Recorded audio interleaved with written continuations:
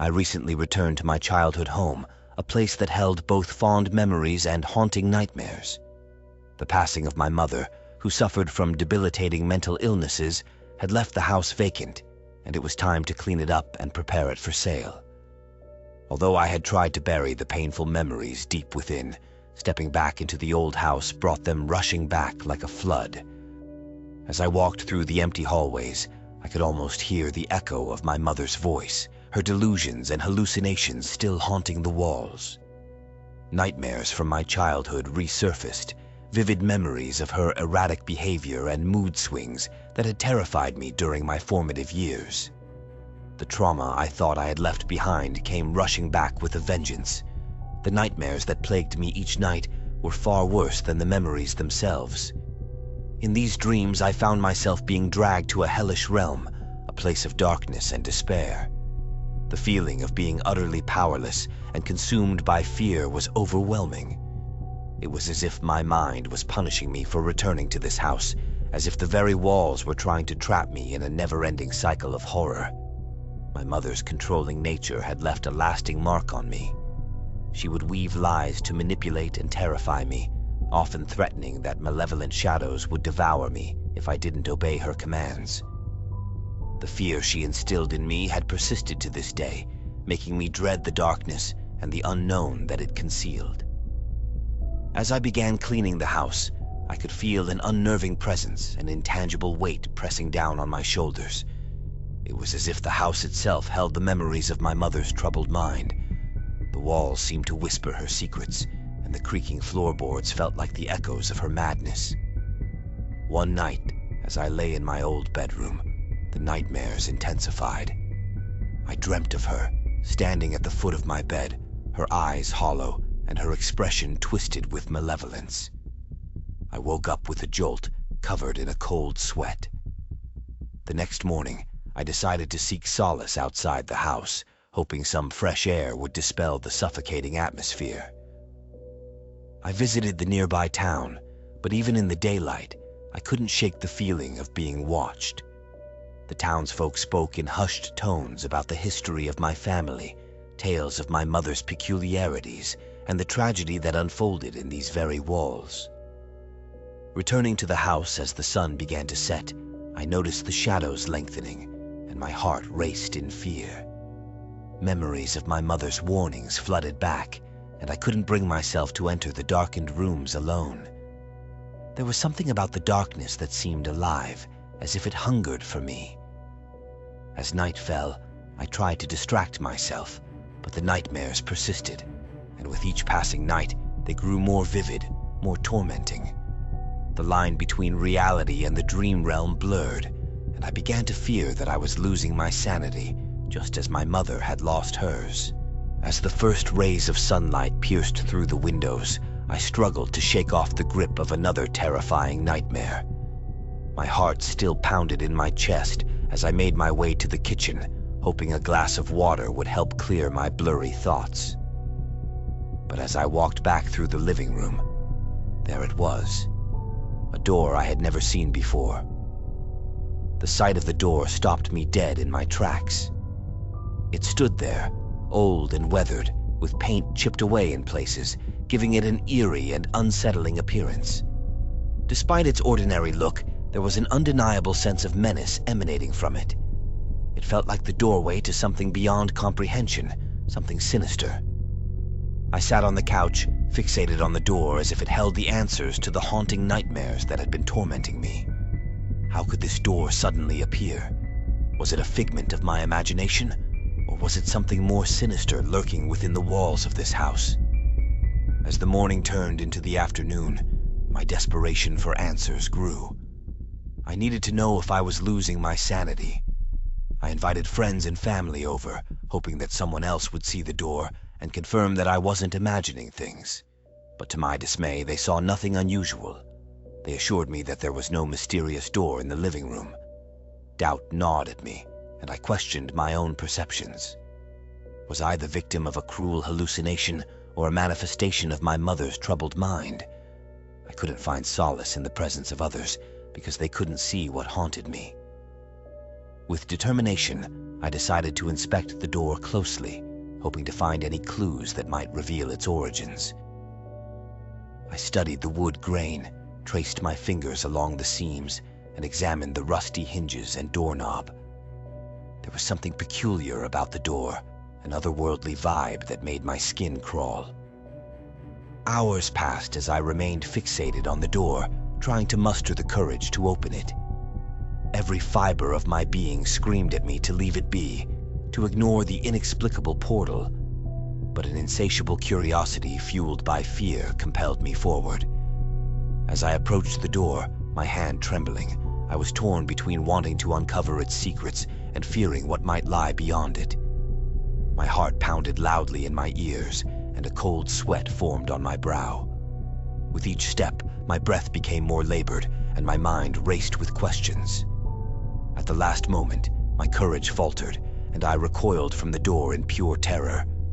It was as if an invisible force warned me against opening it, a primal instinct that sensed danger beyond comprehension.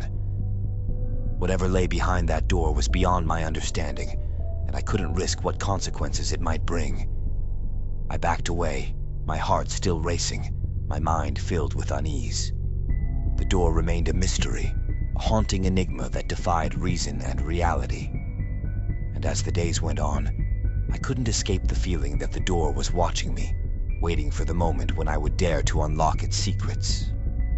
But for now, it remained closed, holding its secrets within, as I struggled to make sense of the growing darkness that seemed to envelop my life.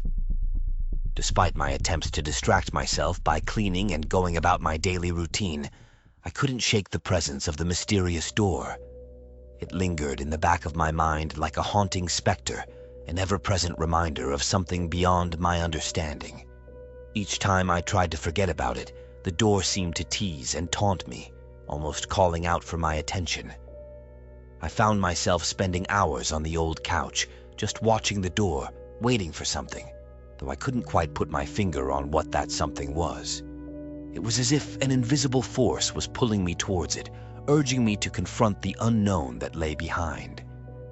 During the day, the door appeared ordinary, like any other door one might find in an old house. But as evening approached and the sun began to set, the atmosphere in the room changed. The shadows seemed to dance around the door, and a faint chill filled the air, making my skin prickle with unease. At times, I thought I heard faint whispers, barely audible murmurs that seemed to come from the other side of the door. They were indistinct, like the faint echoes of memories, and yet they sent shivers down my spine. My curiosity warred with my fear, and I debated whether to open the door or leave it be. It felt like a decision that could tip the balance between safety and something far more perilous. My nights were filled with restlessness, the haunting image of the door infiltrating my dreams, always just out of reach, leaving me feeling helpless. With each passing day, I began to feel like the house was no longer just a structure, but a living entity, one that was playing a malevolent game with my mind. The ordinary sounds of the house, the creaking floorboards, the rustling of wind against the windows, seemed to take on a sinister tone, as if they were conspiring with the door to drive me to the brink of madness. Friends and family began to express concern, sensing that something was amiss, but I couldn't bring myself to share the truth. How could I explain the presence of a door that only I could see? The fear of being labeled as unstable or delusional kept me from seeking help, and instead, I isolated myself further, becoming entangled in the enigma of the door. As days turned into weeks, I felt like I was losing myself, my grip on reality slipping away.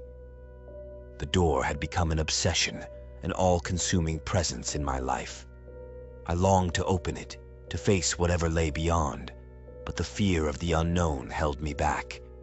It was as if the door had become a portal to something that defied reason, something that could unravel the fabric of reality itself. And with each passing day, I found it harder to resist its lure, the irresistible pull that drew me closer to the threshold of the enigmatic door. In the depths of the night, when the world was cloaked in darkness, I would sometimes approach the door, my hand inches away from the doorknob, only to draw back at the last moment. The boundary between curiosity and terror blurred, and I felt trapped in a haunting dance with the door, forever on the brink of discovery, but unable to take that final step. The door had become my obsession, my tormentor, and I knew that, until I mustered the courage to face it, I would remain trapped in its unsettling gaze, forever wondering what lay beyond.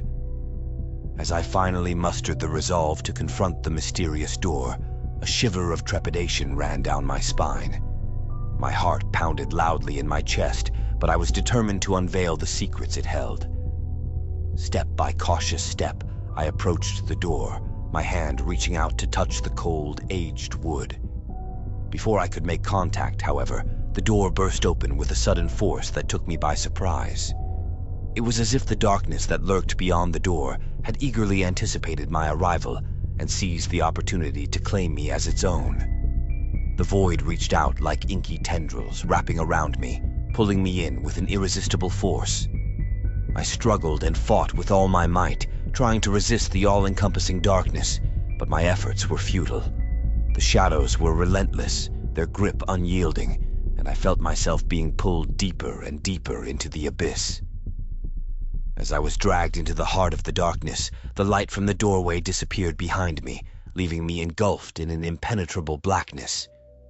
Panic and terror consumed me as I realized there was no escape from this nightmarish fate. The shadows seemed to taunt me, whispering malevolent secrets that sent shivers down my spine. It was as if they were alive, sentient entities with a hunger for fear and despair. The darkness surrounded me, pressing in from all sides, suffocating and isolating me in its cold embrace. In the midst of the darkness, I felt a chilling realization. My mother's words had been more than just delusions. The shadows were devouring me, consuming my very essence, just as she had warned all those years ago. The fear of the dark that had plagued me since childhood now manifested as an unimaginable nightmare. With every passing moment, I felt myself losing my sense of self, as if the darkness was erasing all traces of who I once was. It was as if I was becoming a part of this malevolent void, lost forever in its depths. Time became meaningless as I drifted in this dark abyss, unable to discern reality from illusion. The memories of my past and the present blended together in a chaotic dance, leaving me disoriented and bewildered. As the darkness swallowed me whole, I wondered if I would ever find a way back to the world I once knew. The fear, the pain, and the desperation were all-consuming, and I realized that I may never escape this nightmarish realm. My only hope was that somehow, someone on the other side of the door might come to my rescue, that they might have the strength to pull me back from the clutches of this insidious darkness. But as the shadows engulfed me completely, hope began to fade, and I succumbed to the overwhelming terror of the unknown. As I stumbled through the oppressive darkness, the shimmering flame in the distance offered a glimmer of hope. Desperate for any sign of escape, I pressed on, my footsteps echoing endlessly, as if I were trapped in some nightmarish loop. But no matter how much I walked, the light seemed to elude me, staying just out of reach, as if playing a cruel game with my sanity. The sounds of screaming and maniacal laughter grew louder, drawing me closer to the deceptive flame.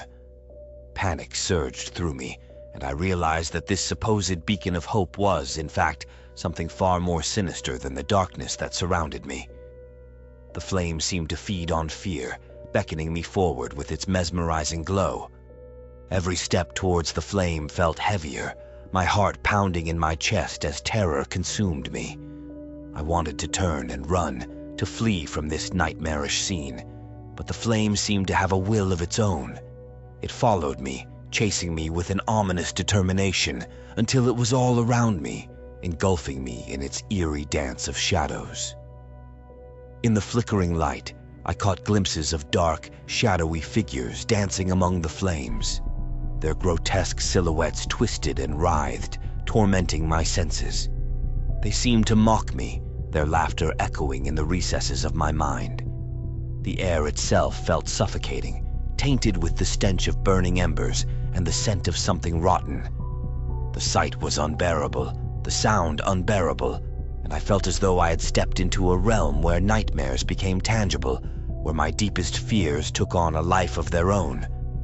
I tried to scream, to cry out for help, but the sound caught in my throat, stifled by the malevolent aura that surrounded me.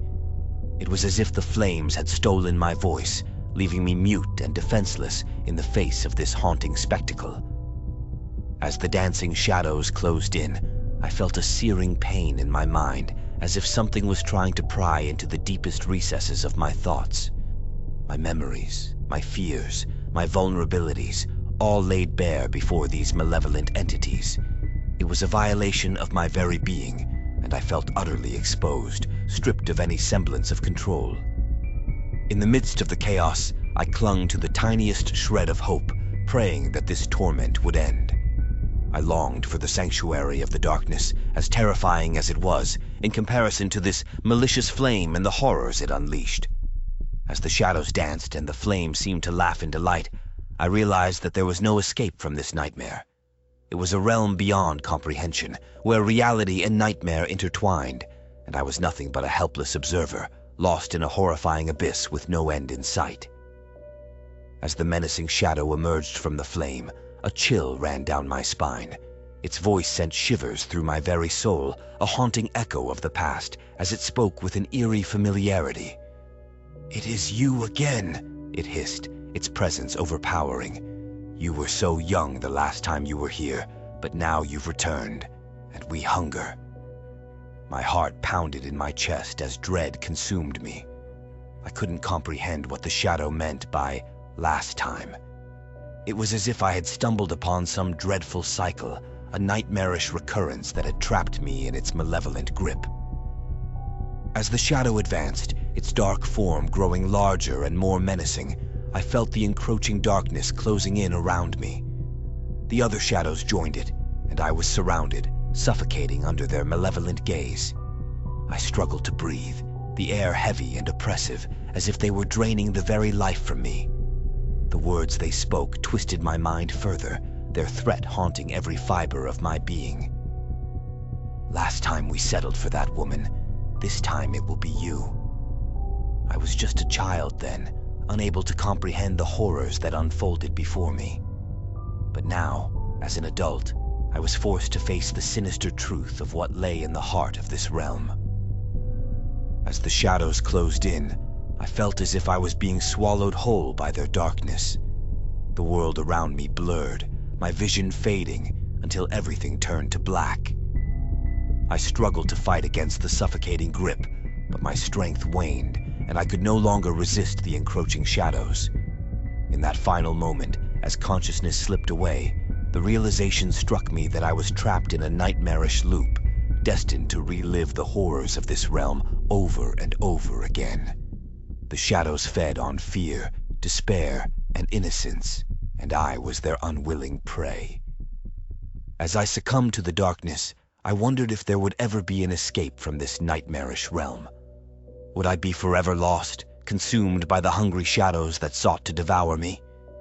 In the depths of unconsciousness, I longed for a glimmer of hope, a way to break free from this torturous cycle. But all I found was an unending darkness, a void that seemed to stretch on infinitely. Gasping for breath, I jolted awake on the couch, drenched in cold sweat. The nightmare had been all too real, a terrifying consequence of my return to this accursed house. I rubbed my eyes, trying to shake off the lingering fear that clung to me like a haunting specter. As I gathered my bearings, I realized with immense relief that the door was gone, just a figment of my imagination in the terrifying dream world. It was a reminder that the nightmares still haunted me, a cruel echo of the traumas of the past. Determined to put an end to this torment, I immersed myself in the repairs and cleaning of the house. I wanted to rid the place of any traces of my mother's troubled mind and the nightmares that still lingered within its walls. Days turned into weeks as I worked tirelessly to transform the house into a presentable state. The old memories and fears remained, but the physical transformation gave me a sense of purpose, as if cleansing the house could cleanse my own soul. Finally, the day came to meet the realtor. As they walked with me into the house, my heart sank and a chill swept over me. There, once again, stood the door, a twisted manifestation of my fears, mocking my efforts to escape its sinister grasp. I fought to compose myself, to maintain a semblance of normalcy as I showed the realtor around. But the presence of the door loomed over me like an insurmountable barrier. I wondered if it was truly there, or if my mind was playing tricks on me again. Desperate to avoid drawing attention to the door, I subtly steered the realtor away from that part of the house. I feared that acknowledging its existence would only confirm my growing madness. With each passing moment, my anxiety grew, and I yearned for the realtor to leave, to escape the haunting gaze of that malevolent portal. I tried to focus on their words, but my mind kept drifting back to the door, its dark presence suffocating any hope of a normal sale. As we approached the end of the tour, I braced myself for what I knew I had to do. Summoning all my courage, I asked the realtor to wait outside for a moment, claiming that I needed to check something in the house. Alone in the living room, I confronted the door, its mere presence taunting me. In a surge of desperation, I reached out and touched the cold, aged wood, half expecting it to vanish like a dream. But the door remained, its reality undeniable. It was as if the house itself conspired to keep the nightmare alive, to remind me that the horrors of the past would never truly leave me. As the realtor and I left the house, my mind raced with conflicting emotions. How could I sell this place, burdened by the darkness of the past? I knew that I had to escape the clutches of this house and the haunting door that had returned to torment me. But even as I walked away, I couldn't shake the feeling that the nightmares were far from over. Thank you for watching. If you like this content and would like more, please consider liking and subscribing. It helps bring more viewers like you.